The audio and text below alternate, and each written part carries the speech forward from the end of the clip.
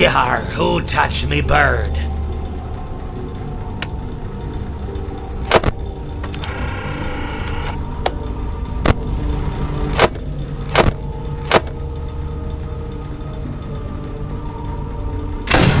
He promised. Well, it seems that your journey has ended. Very sorry about that. It was always going to end this way, of course. If it weren't by me, it would have just been by some other, terrible thing. Just, you could not imagine how terrible it would be.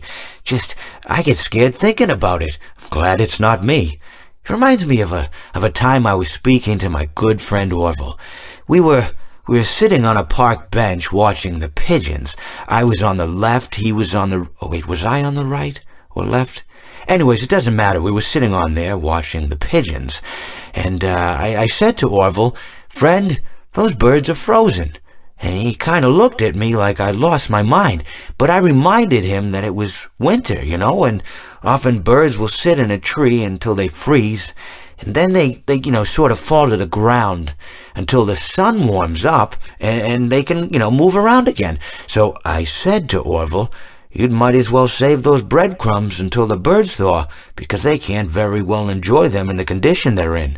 To which he asked what I meant, and asking what condition the crumbs should be in before he threw them to the birds, assuming that I meant the birds couldn't enjoy the breadcrumbs in the condition that the crumbs were in, when in fact I had meant the birds could not enjoy them in the condition that the birds were in, considering that the birds were frozen. So he took a moment and then threw his last handful onto the ground. I said to him, "Orville, why did you throw the breadcrumbs to the birds when I just told you they're frozen?" To which he responded, "The breadcrumbs are not frozen." Again, misunderstanding my words. I didn't mean to say that the breadcrumbs were frozen when I said I told you they're frozen. I'd been referring to the birds.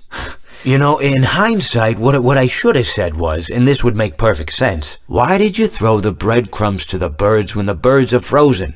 He misunderstood upon my correction, stating that he didn't know what else to do with the breadcrumbs, and that perhaps, when the birds thawed, they'd still be able to eat the crumbs. So I said to Orville, and this is what I said to him, I said, "Orville, the birds may be dead,